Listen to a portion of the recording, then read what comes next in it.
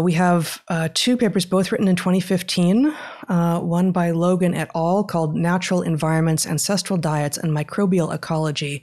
Is there a modern paleo-deficit disorder? Part 2. This is in the Journal of Physiological Anthropology. And the second one, is called, it's by the same first author and only him, Alan Logan, Dysbiotic Drift, Mental Health, Environmental Gray Space, and Microbiota, again in the Journal of Physiological Anthropology in 2015. So these are truly remarkable. And specifically with regard to the second one, first, the title of the paper invokes this word dysbiosis. He calls it dysbiotic drift. So dysbiosis is it's defined as like a perturbation to the structure of the microbial communities with which we live.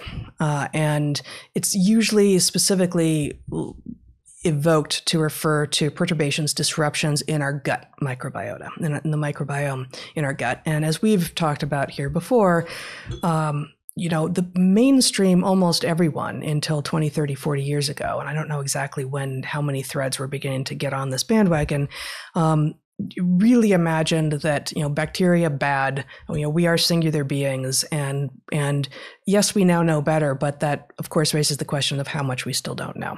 And so the first of these two papers actually walks through a lot of evidence that at least one important guy and a number of people who were paying attention to him in the first part of the 20th century, the first and the middle part of the 20th century, were really talking a lot about the need to have engagement with the bacterial world out there in nature. And he actually, it was Dubois, I think was his name, actually came up with the first plant-derived antibiotics. But as was often the case, I think, with some of the most amazing scientists in the first and middle part of the 20th century, he quickly tracked what might happen if we started killing off all of our bacterial communities and said, we got to be careful here. There's this reductionist approach that puts us at risk if we simply try to kill off everything, because who's to say that all of the things that are being killed off are in fact bad for us. So dysbiosis, which is what is referred to in both of these papers, is that it's a disruption of what is normal in our usually gut, but really any of our microbiome.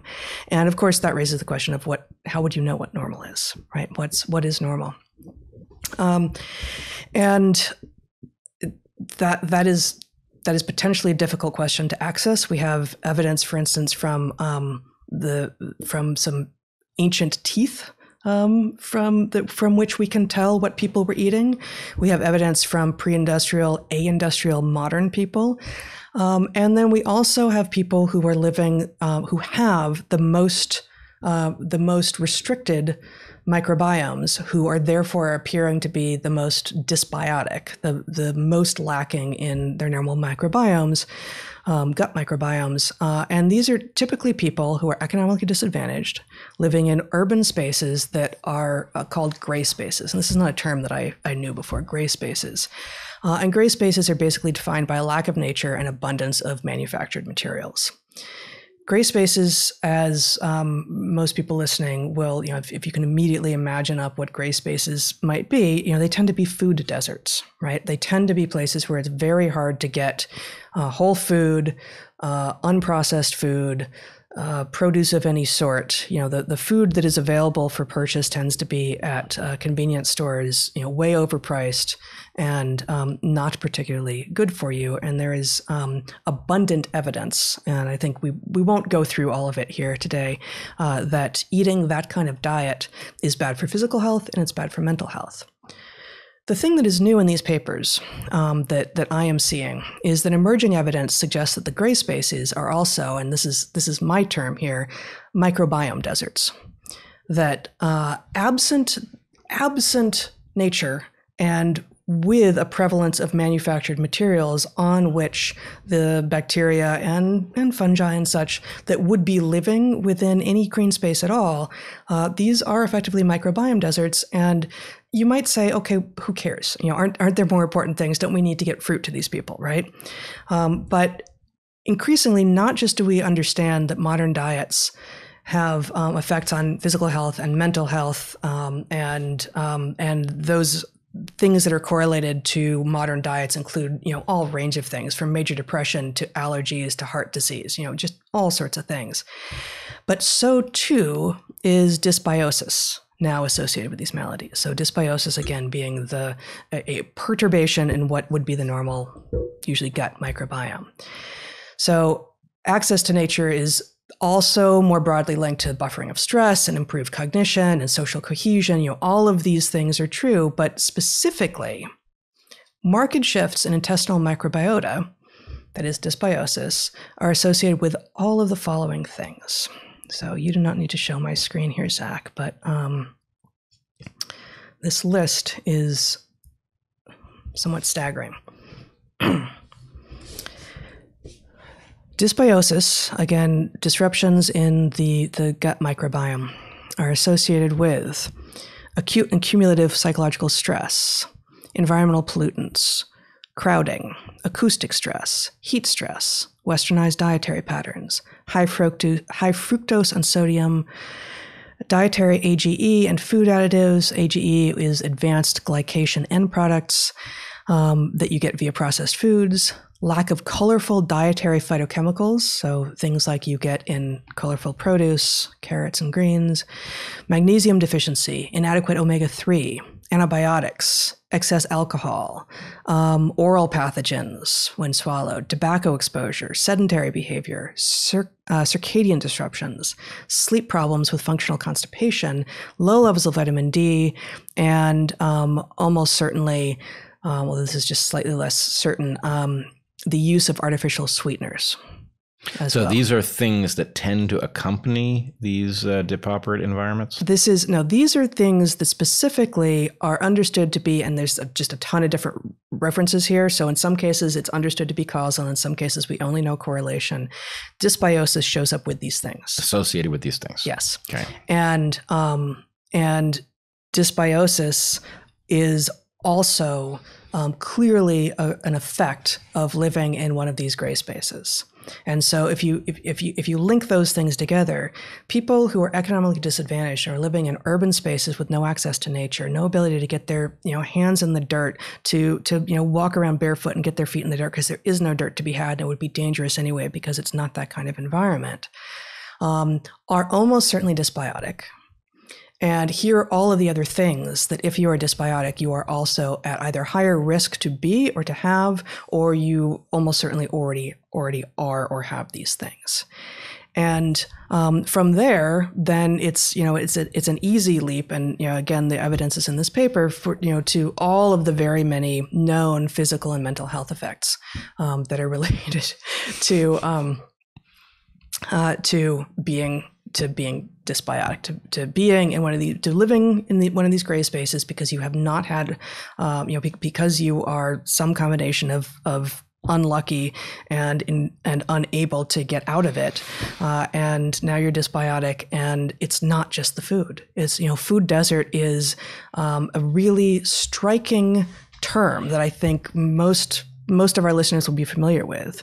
But the idea of a microbiome desert, because we can't see it, and because we don't actively choose for the most part, how to have our microbiome, it feels less important. But the evidence is suggesting that it actually may be as important or more.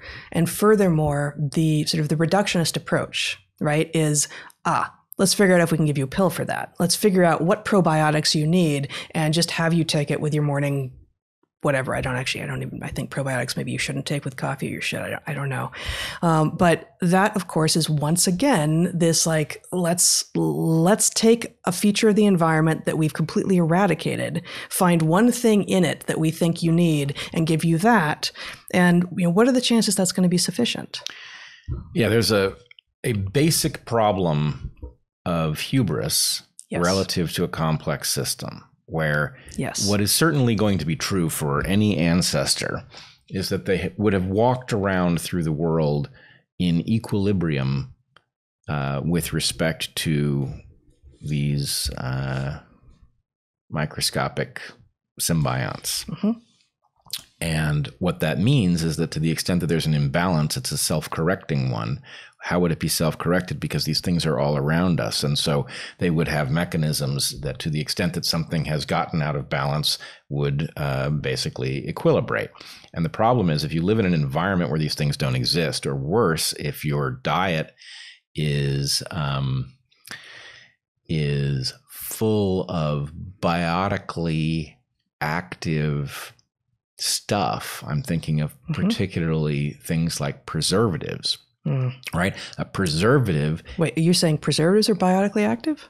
Well, in the following sense, it's a kind of ironic activity, because what it does is it shuts down certain biotic processes. Yeah. But to the extent that what your problem is, your business problem is the length of the supply chain for food, right? To the extent that you need a potato chip to be able to last 6 months before it's actually purchased and eaten, you're trying to solve a problem about, what if something got into the bag? And so you stabilize it. And the point is that stability is bound to interface in some novel way with the processes by which we correctly break these things down in order to utilize them.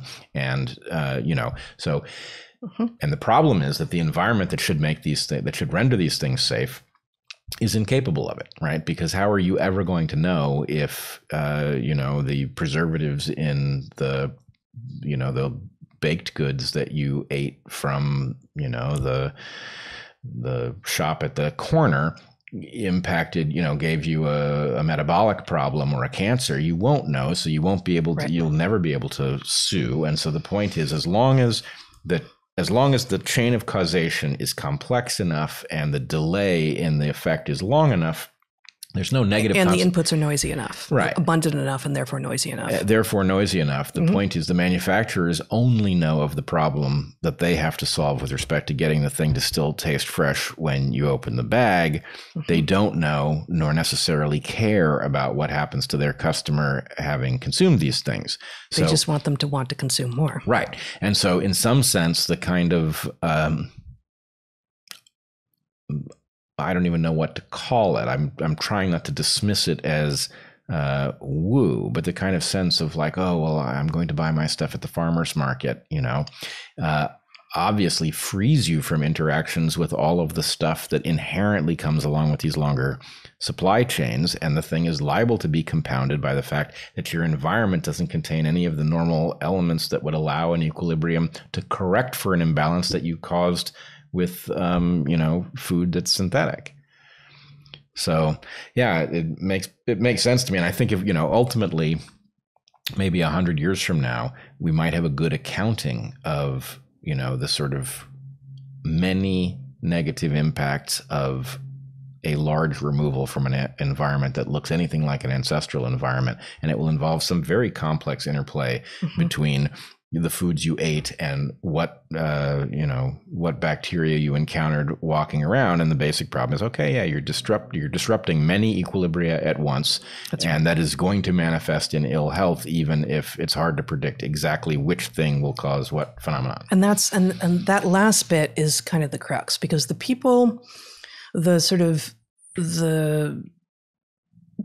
techno-utopians, the neo-cornucopians will say, well, what are you afraid of? Like, what's the risk? Can you tell us what it is that we will lose if we do this? Yep. And that onus actually isn't on those of us who are saying we can point to aspects of our environment that we've been in for this long and this long and this long and this long. And the longer that part of our environment has been stable, the more likely disruption of that aspect is to be disruptive in some important way. And that's not, sometimes we'll get lucky. Sometimes it'll be fine. Just like I expect GMOs, like many of them will be fine probably, and some of them will not. So, hope I'm not going to get this wrong, but you can imagine actually so skepticism is on the wrong side. Basically, what we've seen is an inversion of the correct burden of proof. People will be familiar with the precautionary principle. There will be lots of pushback if we say the precautionary principle with any sort of reverent tone in our voice, because the practicality of the precautionary principle in terms of applying it is actually a difficult problem. But you can imagine some primitive version of the same discussion before the discovery of proteins and amino acids and before the discovery of nitrogen fixation, and somebody saying, well, which was the great techno-industrial revelation of the early 20th century that allowed us to suddenly expand by maybe an order of magnitude how much food we could get out of an acre of land. Or were you talking about natural? You're talking about the Haber-Bosch process, yes, which allowed us to fix inorganic nitrogen and bring it, but use energy from fossil fuels to fix inorganic nitrogen, which created a huge amount of more protein than we had access to. So I jumped the gun. You were talking about like legumes. I was talking about corns, beans, and squash. And my basic point. Well, only one of those things is going to be, the beans are going to fix nitrogen. Right? Yeah. Exactly. And so my point is, you've got two special things about this group of creatures. You grow them together, and it has an agricultural effect that we only very late come to understand. And it also has a nutritional effect that we only very late come to understand in anything like mechanistic terms. Yeah. But ancestors figured this stuff out empirically, right? They were growing these things. Why? Because when you grow them together, you grow more of them and you don't starve. Why? Because when you grow them together and eat them together, you end up not having protein deficiencies. Mm-hmm. So why do these things taste good?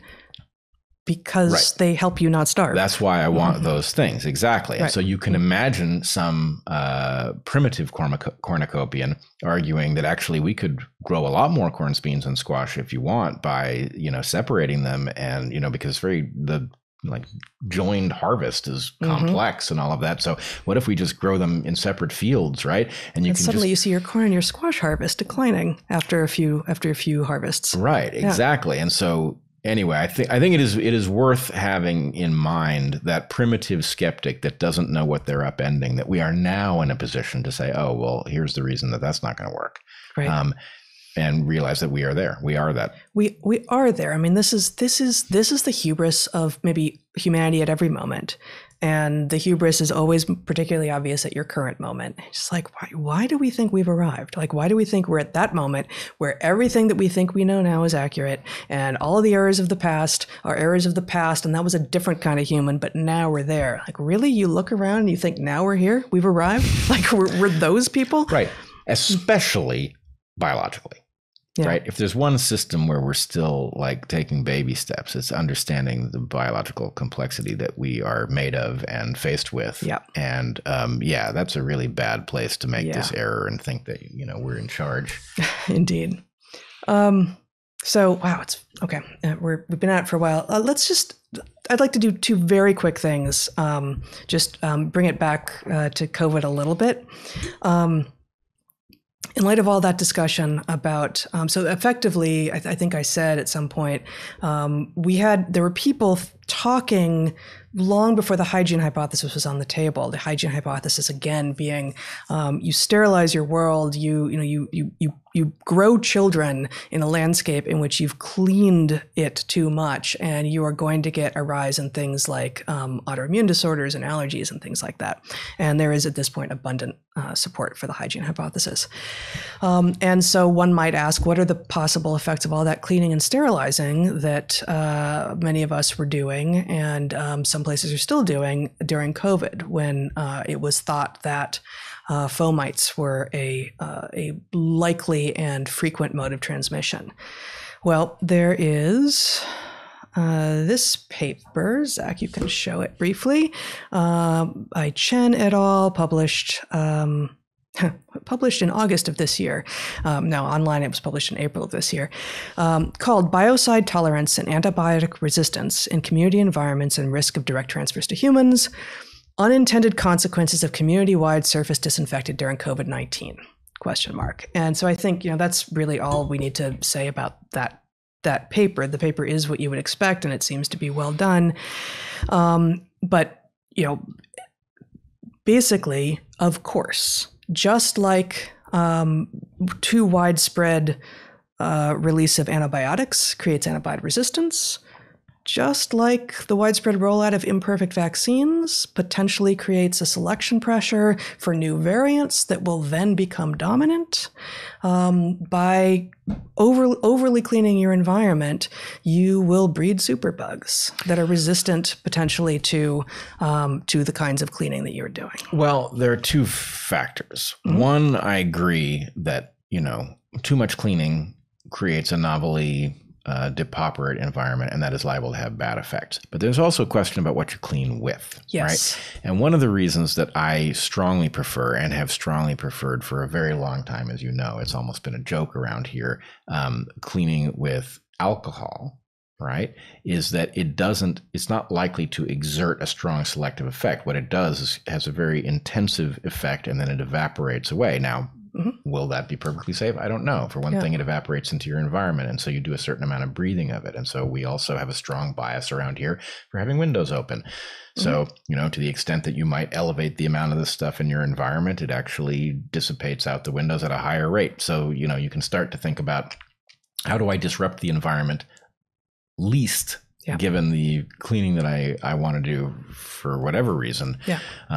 But there's a big difference between something that intensively selects rather than something that neutralizes a surface and then allows it to be recolonized by the normal bacteria and isn't selecting for something specific. Exactly. And actually, vinegar, similarly. Yeah, right? or even better. Yeah. Well, I think they're, we tend to use isopropyl alcohol, and then really any vinegar will work, but why go with your nice vinegar when you could just get cleaning vinegar or use white vinegar or whatever, and they tend to work on different kinds of things.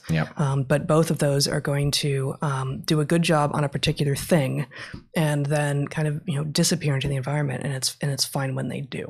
They don't continue to side, they don't continue to -CIDE, kill lots of things in their presence, nor do they either remain in a form which is toxic nor decay into toxic elements.